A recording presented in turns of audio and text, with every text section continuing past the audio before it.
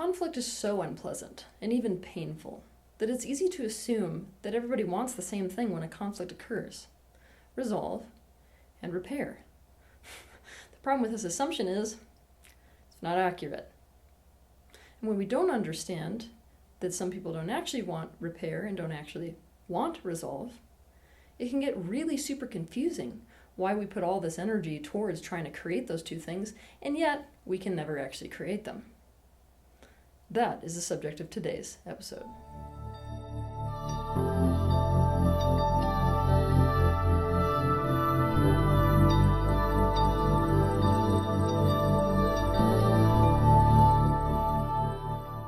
Whenever a person does not actually want resolve or repair, it boils down to the fact that they are benefiting somehow by that conflict.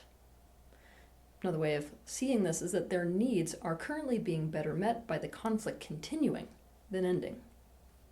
Even if a person doesn't necessarily enjoy conflict or experiences pain as a result of that particular conflict, it's still true that their more important needs are currently being met by that conflict continuing. As you are about to find out, there are so many needs that can be met in a shadowy way through conflict. Just to give you a very few examples, you've got things like importance, things like significance, things like connection, attention, superiority, consideration, empathy, belonging, being seen, self-esteem, power, getting what you want, being seen as good and right, being chosen, control, acknowledgement, a sense of one's existence, a sense of one's identity, etc. With this in mind, let's dive deep to understand why somebody may not benefit by resolve and repair and would instead perceive themselves to benefit by conflict continuing, or even benefit by bad blood. 1. Some people subconsciously feel like the only way to actually develop a secure relationship with somebody is through the method of triangulation. Triangulation implies that conflict has to continue for it to exist. What triangulation essentially is establishing closeness with somebody by being against someone else. For example, a person may only feel secure, close, and connected to another person if they both share a common enemy. Or if a person feels insecure about their partner's relationship with someone else, they may be able to separate their partner from the other person, thereby eliminating the threat by triangulating their partner against that person. Or a person may only feel good about themselves if they are the good guy and thus the victim in some way to someone else. This means they need a bad guy to exist, to have other people see them as the victim in a situation in order to enjoy a positive self-concept. To understand this more in depth, watch my video titled "Are You Being Triangulated? A Common Manipulation Technique in Relationships." So again, with point 1, somebody would benefit by maintaining conflict if triangulation is their only way to establish security within a relationship. 2, a person wants significance, and this dovetails with attention, but they don't feel like they can actually be significant in their own right, or when in association with another person, in an in-alignment way. So the only way that they feel like they can go for significance directly is to flip against them and to become their adversary. When someone suddenly begins to pose a threat to you, all of a sudden they matter a great deal to you. Your nemesis is quite significant to you, aren't they? This is one of the motivations that has turned people into school shooters. This is also a shadow that you see around celebrities. People have made entire careers where they got attention they would have never otherwise gotten, just by virtue of being against somebody else who has the public attention and has already gained significance within the greater society. And when this is the case, resolve and repair means no more attention and no more significance. 3, this point goes hand in hand with the last one. When you're in conflict with someone, or when you're against them or the antagonist, it actually is a very powerful hook. It can create a painful pull that is impossible to ignore. Ultimately, it's a way to stay emotionally close and important to someone. Now, you can see classic examples of this particular point in relationships where it seems like whenever one person feels like the other one is unavailable or is ignoring them, they deliberately start fights to create a pull in that relationship or to create a hook for something they need. When a person creates an issue, your attention goes to whatever that issue is. End of story. It's very difficult for a person who becomes your full-on adversary or who becomes a threat to you to not be the most significant person in your life and where your attention is going pretty much all day long. It's a great technique for manipulating those needs that you want to have be met by somebody being so tied into you that they're totally at your mercy. At the more extreme level of this scale, what you have is essentially trauma bonding, which can get extremely abusive. But let me tell you, you see this hook a lot in divorce courts, as well as the next point on our list. 4. A person can use conflict as a way of gaining control and as a way of gaining power. Power is really nothing more than the ability to create, influence, or do something so as to bring about what a person wants. We all want power. There's nothing wrong with power, right? But when we feel like we can't create something we want, when we can't influence something to be what we want, when we can't do something so as to bring about what we want, we start to feel powerless. Now, if that's the way that we feel when we're aligned with someone, meaning there's no conflict, we will automatically flip to the opposite strategy and try to get power the opposite way. In this way, creating and maintaining conflict can be an antidote to perceived powerlessness and lack of control. It becomes a way we subconsciously try to get into a position of control and power. 5. A person currently thinks that they would feel better by exacting revenge or by imposing consequences. When a person is stuck in this mental or emotional space of revenge or of holding a grudge or feeling really, really hurt by someone, oftentimes to resolve a conflict means letting go of these things. And when they think about letting go of these things, it doesn't cause relief. Quite the opposite. It feels like just stepping into more pain. It is completely natural for a physical human to wish harm on someone else who has really hurt them. I know that you probably heard otherwise, but guess what? Everybody feels this way when they were hurt, unless you were able to socialize that person to feel like that's so bad and wrong that they don't feel that natural relief thinking about that. Why is it natural? Because it's actually a subconscious attempt to force the other person not only into reform, but also into empathy. This means inherent in the wish for somebody else to experience harm is a drive to be close to them again. So it's more common when we feel like we've really been hurt, for us to want the other person to hurt in some way. We want them to experience a consequence. We may want them to pay for what they did, and for some reason feel like we can't get resolve unless that happens. In these types of situations, creating repair and resolve actually just feels like you're letting the other person get away with whatever they want to do to you with absolutely no consequences. And forgiveness often feels like you're letting somebody off the hook or even being permissive of something that they did. 6, a person is benefiting by resentment and by holding a grudge. Both of these feelings implies that someone has been wronged. Now, if it's somebody else that has wronged them, it makes them right, and it makes them good, and it makes them successful. What does all this mean? Holding on to these things, which imply not actually resolving conflict, it in fact keeps a person in this very powerful position to avoid their own shame.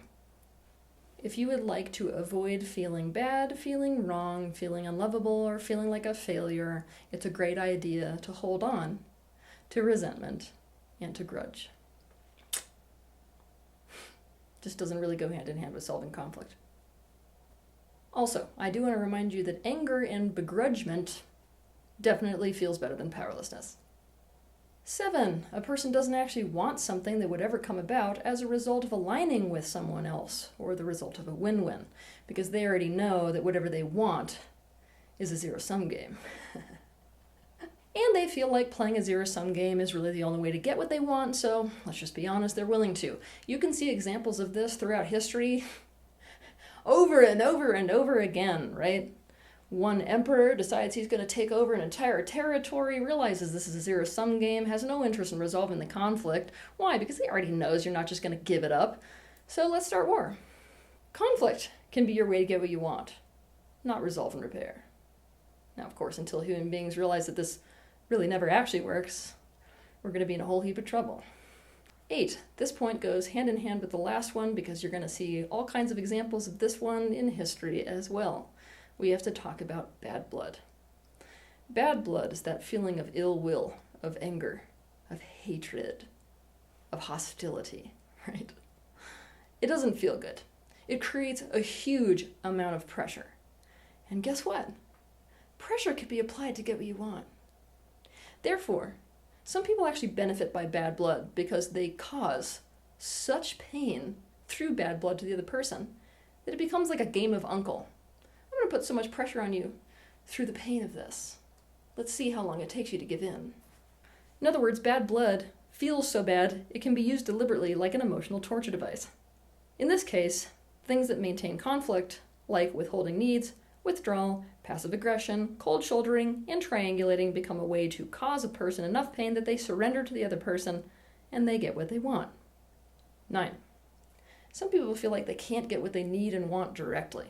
I mean at all. And so they only have really one option, and that's to put other people in a lose-lose scenario. Not just any lose-lose. A lose-lose scenario where they've already manufactured the situation so that they've imposed a consequence that's so much worse than another consequence you could face that it's a guarantee you're going to give in.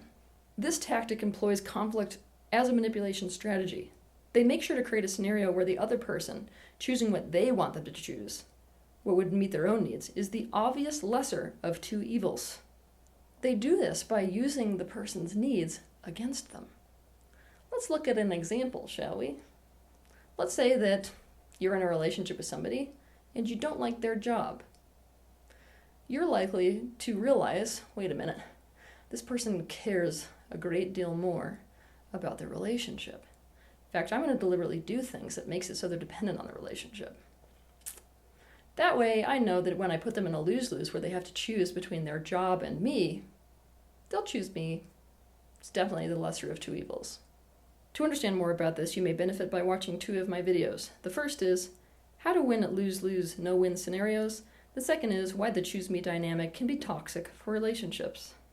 10. One of the lesser-known reasons why a person may not be creating resolve or repair in a relationship is because whatever dynamic is playing out in that adult relationship is actually just a mirror of childhood trauma, which is actually being resolved by that conflict not being repaired.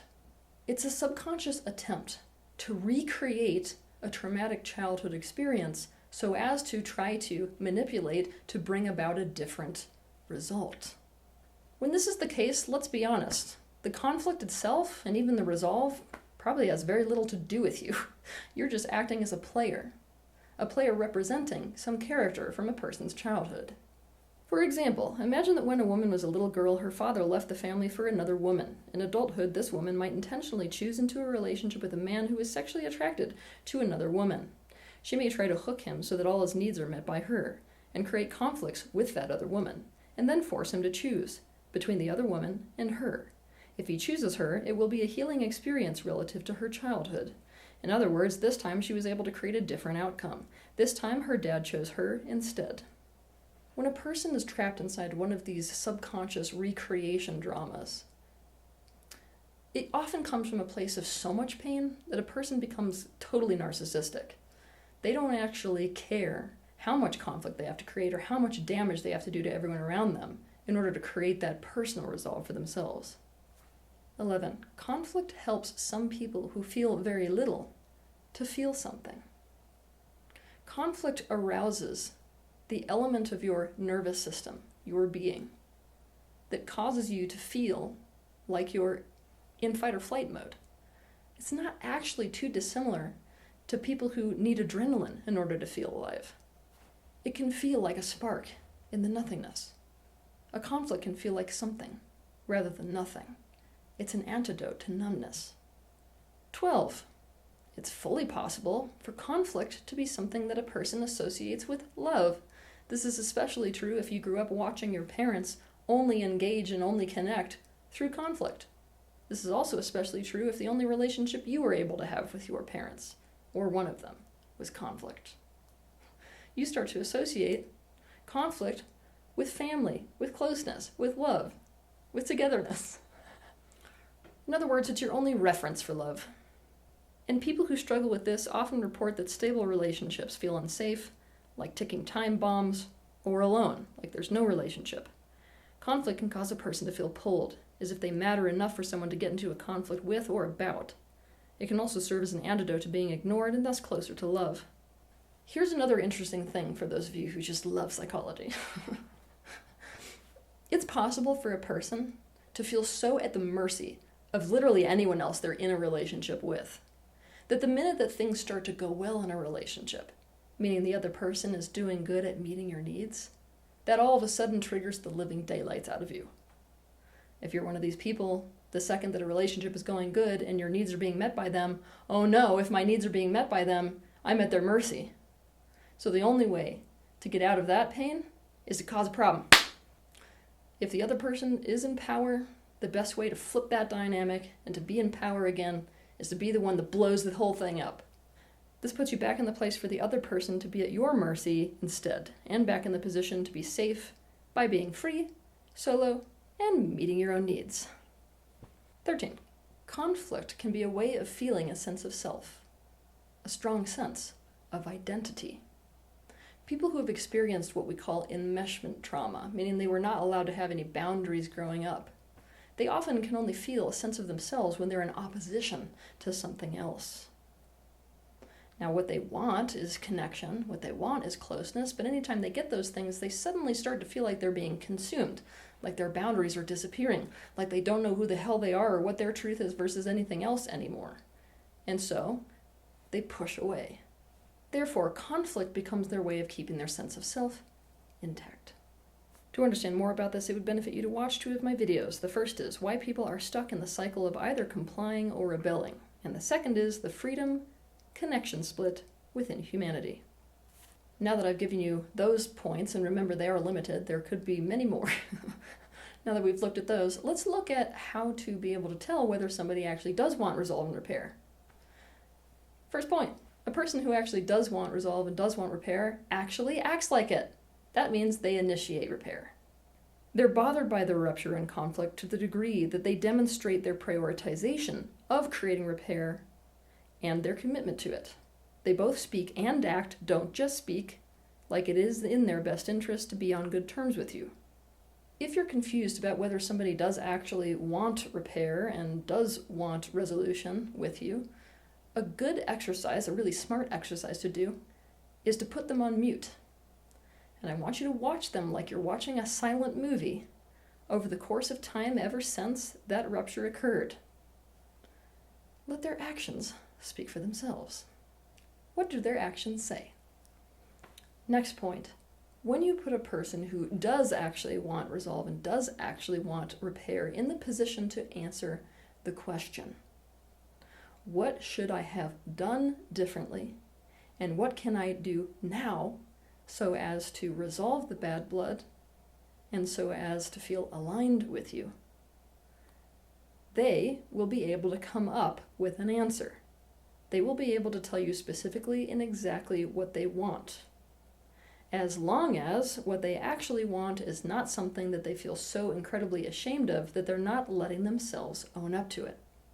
People who don't want repair and resolve will struggle to answer this question.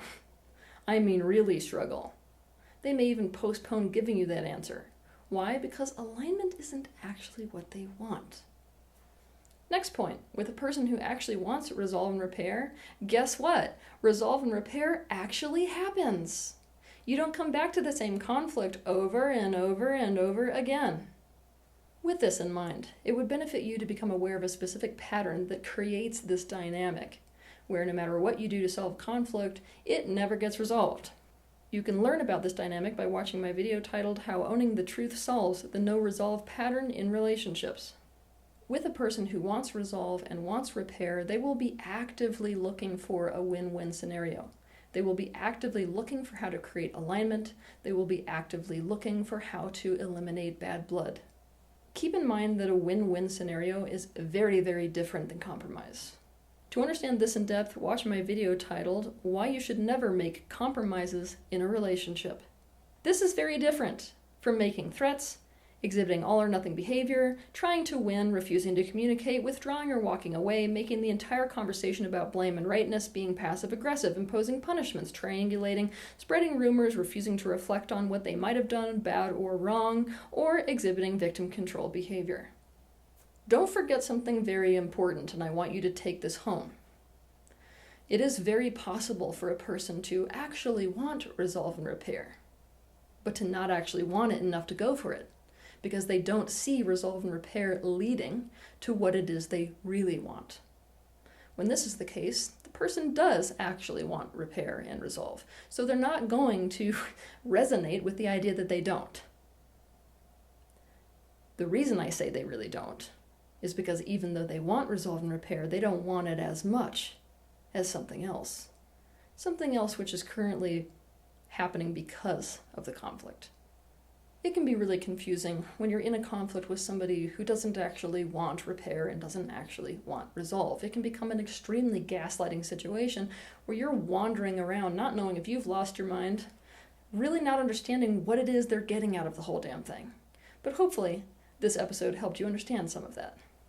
And if you find yourself in this frustrating situation, you can always ask yourself, how are they benefiting personally by this conflict staying the way it is and even escalating?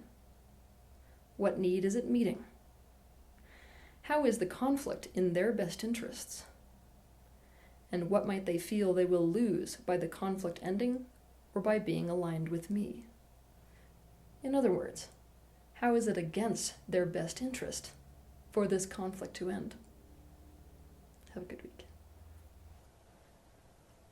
If you liked this video, be sure to share it, like it, and also subscribe to my channel so you can see more content like this. But I want to personally thank you for taking the initiative and having the bravery to step into this space of awareness, not only for yourself, but for the benefit of those around you.